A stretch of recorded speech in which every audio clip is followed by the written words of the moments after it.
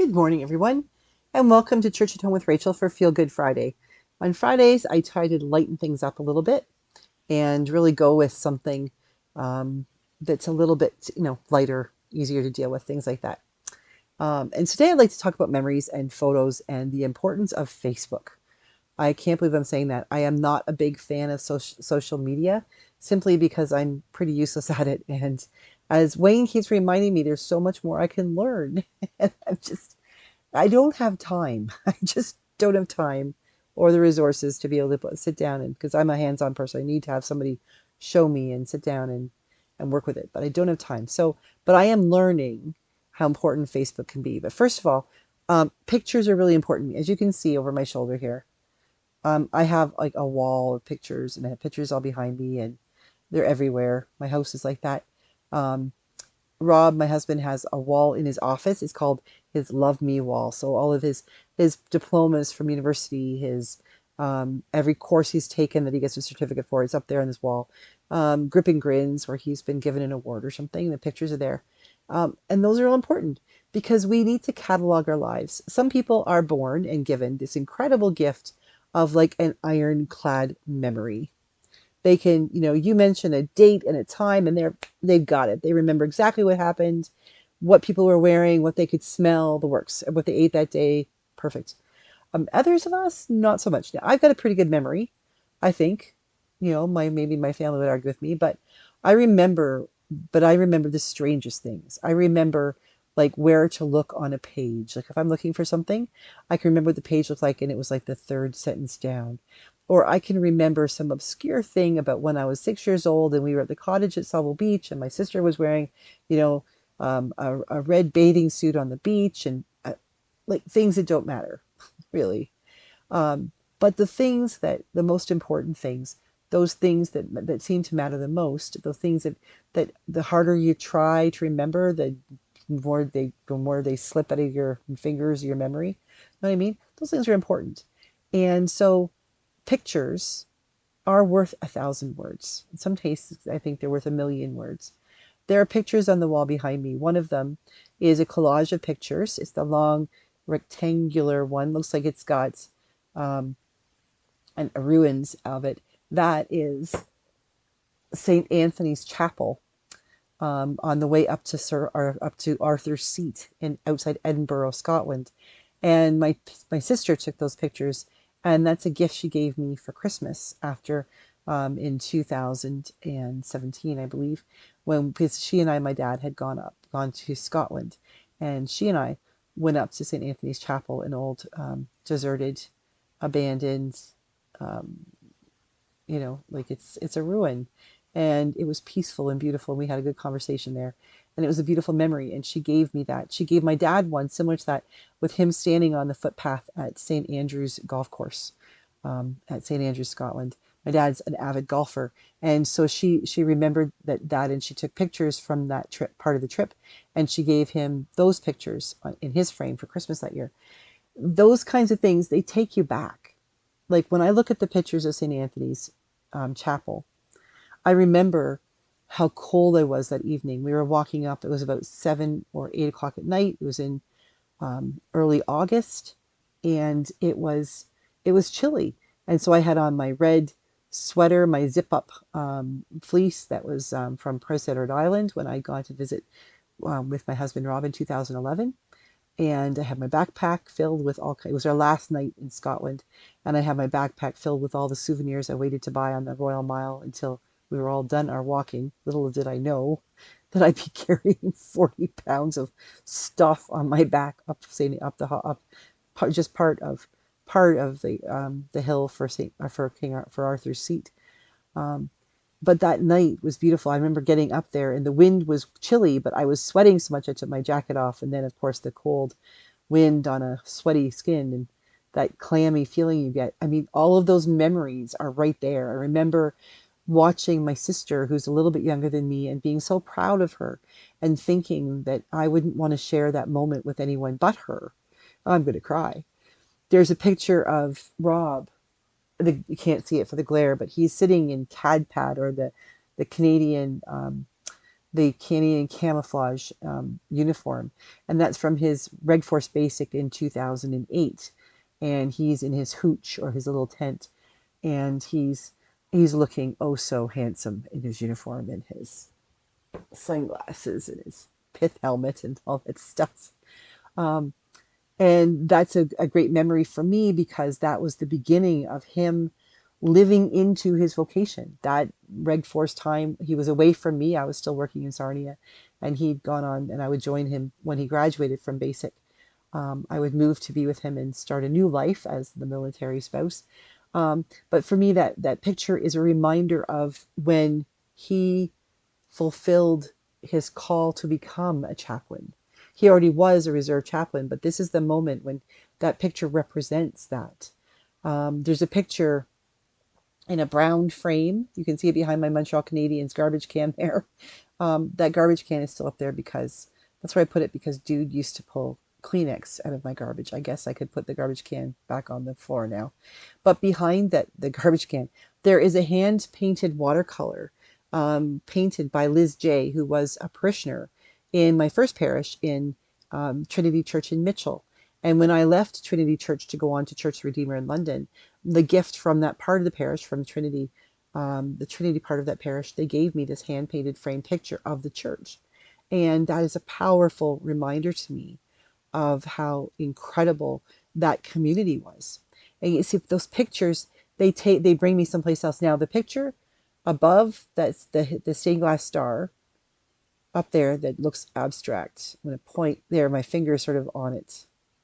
That was painted for me by my niece Victoria, who is a talented young abstract painter, and she gave it to me, and that probably is one of my most prized possessions because it was made and presented to me. It wasn't made for me. I got to pick one of several, but it was made. It was given to me by the artist who happened to be my oldest niece. Incredible! It's just beautiful. Behind me is a picture of the Dingle Tower in Halifax. That was a gift given to me by my parish, St. James, in Halifax when I left Halifax. And that is the view, a pretty close to view I had every morning from my bedroom window. And over here, up there where my finger is, that's a group of seven. And I have several prints, I don't have any originals, of group of sevens because those are my favorite painters in all the world. If you've never known about the group of seven, you need to look them up. Incredible group of Canadian artists. But the point being, pictures take us to places in our minds that have meaning for us. Now, hopefully, our pictures that we save are good memories, like these ones I've talked about, things that take us to a place where that we might not be able to go back to physically or be with the people that we took the picture with, but it takes us in our minds back to a place that was beautiful, or a place that was lovely, or fun, or comfortable, or sometimes even sad. But it takes us to a place that brings us to another place. And that's why I think Facebook has become so important to me anyway, because I take lots of pictures of my phone. I don't carry a camera around with me anymore. I take lots of pictures on my phone, and then because I'm like a technophobe, I forget to or can't figure out how. Like I can airdrop them to my Mac, but I can't airdrop them to this laptop, and haven't figured out how to do that yet. How to get them on this computer, but they're in there. And a couple of times over my career with iPhones, I have done damage to the phone such that I've lost things on them. And I know Wayne and other people out there, you're going to tell me that there's ways I can find them. I just haven't figured out yet.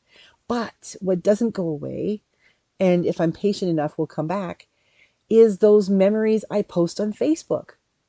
All those pictures I post on Facebook, if I have the patience to go back and look through my own personal, my personal page, I can find those pictures. And like every day, I have your memories on Facebook today.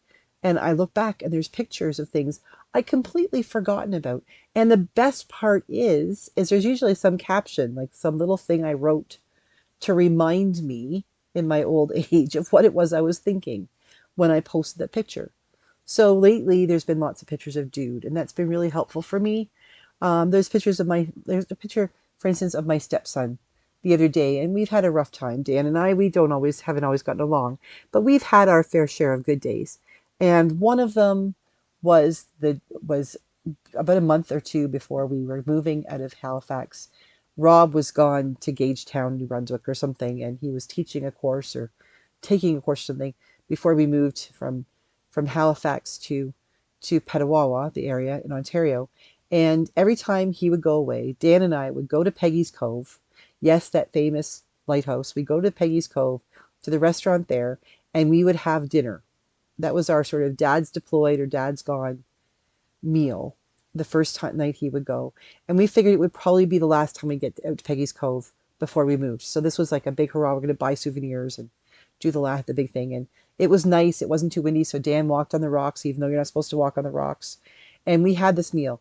And the joke is that that restaurant, the food was always awful. You pay through the nose for it because it's really the only thing going on the island or on the cove. Within half an hour, it feels like longer than that, but you're really only about half an hour from Halifax. But we go out there and we would always have this meal. And that night I had grilled haddock. I think it was grilled haddock, and it was good. And Dan had the lobster roll and clam chowder, and he said it was really good. I'm not a big seafood fan, so I don't like lobster. And he really enjoyed it, and which was weird because we just never liked the food. I had forgotten all about that memory until it popped up on Facebook the other day. And it took me back to that night. It took me back to an incredible evening with Dan as we laughed all the way home. We took the long way home back to Halifax. It took us about an hour, and we killed ourselves laughing the whole time. And we just shared a really wonderful evening. And it reminded me of that last month before we moved and the memory making, remembering this is the last time I'm going to do this. This is the last time I'll see this person, the sunsets and the sunrises and all those things I knew I wasn't going to see anymore. That one Facebook post took me back to a beautiful place that took me to other beautiful places. And I think that's why pictures and Facebook and YouTube and social media are so important when it's used well, when it's used with intention and it's used well, because it allows us, especially those of us who are aging, to hold on to memories that we can choose which ones we want to hang on to. There's no need to hang on to the negative ones. What's the point? But we can hang on to those memories, and we have little captions that remind us of why they were important in that moment. But it's like having an electronic photo album that takes us back to places where we have been and reminds us of beautiful times we have seen and participated in and people we have loved. And so, well, yes, like Facebook can be a pain in the patootie, and sometimes YouTube is like you want to pull your hair out, and all this social media stuff is overwhelming. It has its benefits. And one of those great benefits is that for a society that is aging, and for so many people who are struggling with memory, it gives us a repository where we, with our friends and family, can go back and say, remember when? And even if we can't remember when specifically, even when I haven't got my memory and don't remember specifically what that picture was all about, I can look at the picture and see the smiling faces. And I can know, in that place in me that knows, that that person I'm looking at was having a good day. Or that person who took the picture was appreciating a beautiful sunset or sunrise or children playing or whatever it might be. It's not perfect, but it's a way to hold on to memories. And I think for a lot of people, that is going to be a really, really important thing as time goes by. So I hope this weekend you make lots of memories and put them on Facebook. Take them on your phone and put them someplace where you'll find them when you least expected to find them. So that then you too can celebrate those things that have gone by, that have been were seem to be fleeting, but are memorialized forever because you remembered to put them someplace like social media. Have a great weekend making memories. I will see you on Sunday for Gospel on the Go for our Indigenous Day of Prayer and Monday for Church at Home with Rachael. God bless you, and never forget that you are loved. Bye-bye.